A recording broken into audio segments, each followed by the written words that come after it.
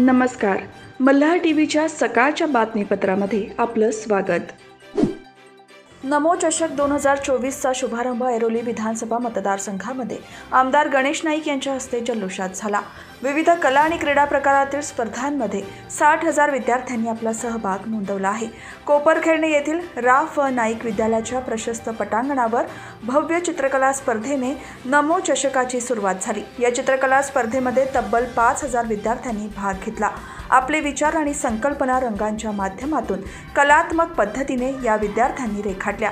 याशिवाय नमो चषक स्पर्धेमध्ये खो खो, कबड्डी, कुस्ती, क्रिकेट, मॅरेथॉन, सायकलिंग, नृत्य, वक्तृत्व, बुद्धिबळ, निबंध अशा विविध प्रकारातील 10 क्रीडा आणि 7 प्रकारच्या सांस्कृतिक स्पर्धा आयोजित करण्यात आल्या आहेत.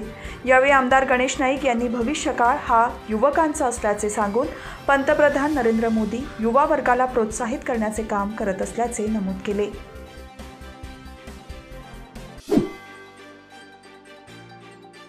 पनवेलमधील अखिल आगरी समाज परिषद आणि पनवेल उरण आगरी समाज मंडळाच्या वतीने लोकनेते दिबा पाटील यांच्या जयंतीनिमित्त ओबीसी आरक्षण आणि दिबा पाटील या विषयावर आज व्याख्यानाचे आयोजन करण्यात आले आहे. व्याख्यानासाठी वक्ते म्हणून पल्लवी रेणके आणि राजाराम पाटील यांची उपस्थिती असणार आहे. कार्यक्रमाचे अध्यक्ष म्हणून दिबा पाटील, नवी मुंबई आंतरराष्ट्रीय विमानतळ नामकरण सर्वपक्षीय कृती समितीचे अध्यक्ष दशरथ पाटील, तर प्रमुख उपस्थिती म्हणून उपाध्यक्ष माजी खासदार लोकनेते रामशेठ ठाकूर, माजी मंत्री जगन्नाथ पाटील, जय म्हात्रे, महेंद्र घरत, कामगार नेते भूषण पाटील उपस्थित राहणार आहेत.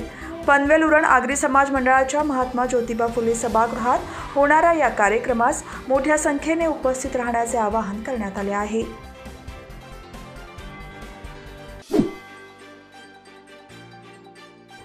मकर संक्रांतीच्या पूर्वसंध्येपासून रायगड जिल्ह्यात लोकसभा निवडणुकीचे पडघम वाजायला सुरुवात होणार आहे. त्यानुसार महायुतीच्या घटक पक्षांची संयुक्त सभा उद्या सायंकाळी 4 वाजता अलिबाग येथील समुद्रकिनारी असलेल्या मैदानात होणार आहे. भाजप, शिवसेना आणि राष्ट्रवादी काँग्रेस या तिन्ही पक्षांचे आमदार, खासदार या सभेला उपस्थित राहणार आहेत, अशी माहिती भाजप युवा मोर्चाचे राज्याध्यक्ष विक्रांत पाटील यांनी दिली आहे. आगामी लोकसभा निवडणुकीच्या पार्श्वभूमीवर राज्यात 36 जिल्ह्यात 36 ठिकाणी एकाच दिवशी महायुती सभा घेण्याचे नियोजन केले जात आहे. यातील रायगड जिल्ह्याची सभा ही अलिबाग येथे होणार आहे. या पार्श्वभूमीवर शिवसेना, भाजप आणि राष्ट्रवादी काँग्रेसच्या प्रमुख नेत्यांची आढावा बैठक अलिबाग येथे आयोजित करण्यात आली होती. या बैठकीनंतर सभेचे ठिकाण आणि नियोजनाची तिन्ही पक्षांच्या नेत्यांची पाहणी केली. यावेळी आमदार महेंद्र दळवी, आमदार अनिकेत तटकरे यांच्यासह पदाधिकारी उपस्थित होते.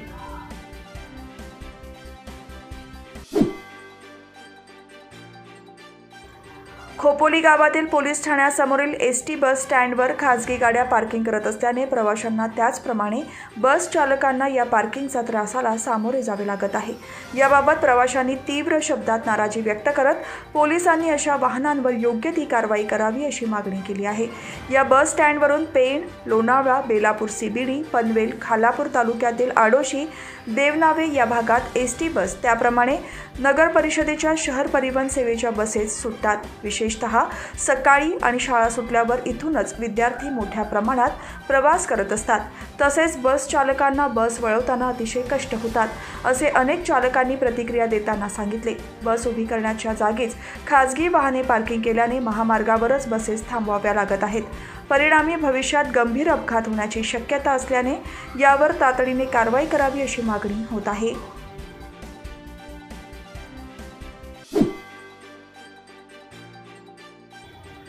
रूमच्या असलेल्या इन्शुरन्सवर कर्ज देतो असे सांगून वेगवेगळ्या कारणांकरिता 1,48,000 रुपये घेऊन ते परत न करता फसवणूक केल्याप्रकरणी अनोळखी इसमाविरोधात कामोठे पोलीस ठाण्यात गुन्हा दाखल करण्यात आला आहे. गुरविंदर सिंग चंडो हे कामोठे येथे राहत असून त्यांना एका फायनान्स कंपनीमधून बोलत असून रूमच्या इन्शुरन्सची ऑफर आहे, यावर तुम्हाला 7 लाख रुपये लोन भेटेल असा फोन आला. त्यांनी होकार दिल्यावर दुसऱ्या दिवशी खात्यावर पैसे येतील असे सांगितले. त्यानंतर दुसऱ्या दिवशी फोन करून लोनचे पैसे येतील, मात्र 30,000 रुपये अमाऊंट द्यावी लागेल असे सांगण्यात आले. त्यांनी 30,000 रुपये पाठवले. त्यावेळेस GST भरावा लागेल असे सांगून 58,000 रुपये भरले. त्यानंतर आणखी 30,000 रुपये भरण्यास सांगितले. त्यांनी 30,000 रुपये पाठवले. लोनबाबत विचारणा केली असता क्रेडिट कार्डवाल्याने पेमेंट थांबवले असून आणखी 30,000ची मागणी केली. त्यांनी 30,000 रुपये पाठवले। यावेळी समोरील इस्माने खात्यावर पैसे पाठवले म्हणून व्हॉट्सॲपवर बजाज फायनान्सचा स्क्रीनशॉट पाठवला। त्यांनी खाते तपासले असता पैसे आले नव्हते।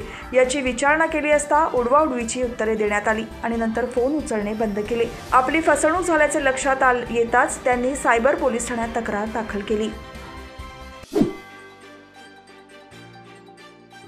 आमदार अनिकेत तटकरे यांनी पेण तालुक्यासाठी 4 कोटी विकास कामे निधी मंजूर केला होता।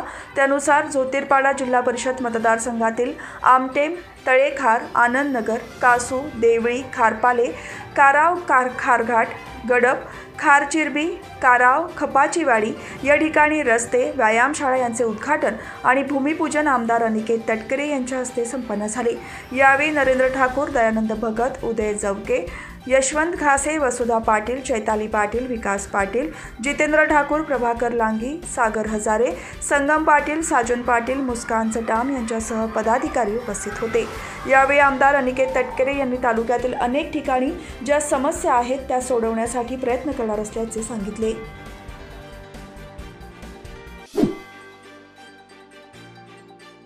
हरियाणा सरकारप्रमाणे महाराष्ट्रातील कंत्राटी कामगारांना कंत्राटदार विरहित रोजगार देण्यासाठी हरियाणा कौशल्य विकास बोर्डाप्रमाणे नवीन यंत्रणा उभारणार असल्याचे राज्याचे ऊर्जा मंत्री देवेंद्र फडणवीस यांनी भारतीय मजूर संघाच्या बैठकीत सांगितले।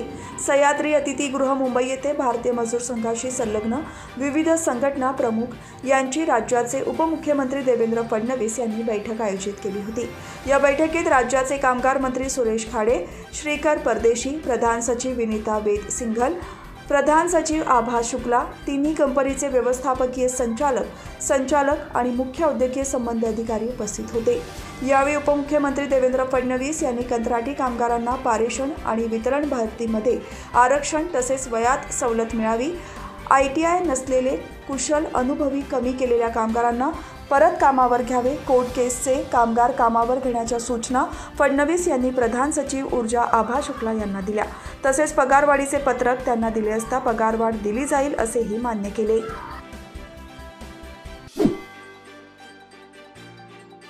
प्रत्येक गावातील पोलीस पाटील हा कर्तव्यनिष्ठ असला पाहिजे।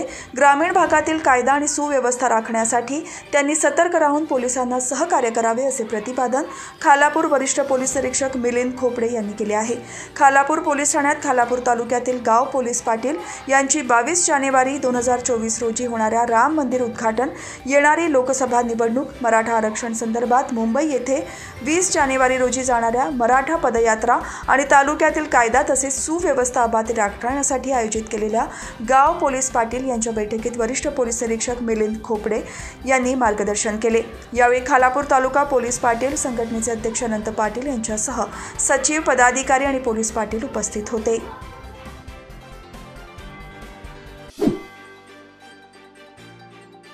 आदिवासी समाजाच्या विकासासाठी टाटा स्टील फाउंडेशनचे कार्य सर्वच समाजाच्या उत्कर्षासाठी असते असे उद्गार खालापूर तहसीलदार आयुक्त तांबोळी यांनी मार्गदर्शन करताना काढले। टाटा स्टील फाउंडेशनच्या वतीने आदिवासी समाजातील जनजातीचे दाखले काढून त्याचे लॅमिनेशन करून वाटप करण्याचा कार्यक्रम आणि बालविवाह करण्याचे दुष्परिणाम यावर मार्गदर्शन शिबिराचे आयोजन करण्यात आले होते। यावेळी आदिवासी समाजसेवक दिलीप डाके हे आदिवासी बांधव यांच्यासाठी करत असलेल्या स्तुत्य कामाचे कौतुक करण्यात आले। टाटा स्टील फाउंडेशनचे शशीभूषण, भावेश रावळ, वरिष्ठ पोलीस निरीक्षक मिलिंद खोपडे, अनिकेत घोसाळकर, उदय गावंट, आदिवासी समाजाचे कार्यकर्ते दिलीप डाके, मारुती पवार, गणेश केवारी, विष्णू वाघमारे, रवेश संजय पवार, जगन पवार, लक्ष्मण वाघमारे, ग्रामपंचायत सदस्य आशा वाघमारे उपस्थित होते।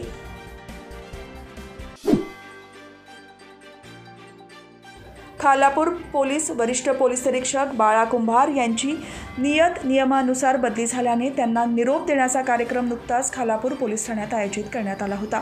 वरिष्ठ पोलीस निरीक्षक बाळा कुंभार हे खालापूर येथे हजर झाल्यापासून कायदा आणि सुव्यवस्था राखण्यासाठी उपयुक्त असे काम करून जातीय सलोखा राखण्याचा प्रयत्न करत आहेत।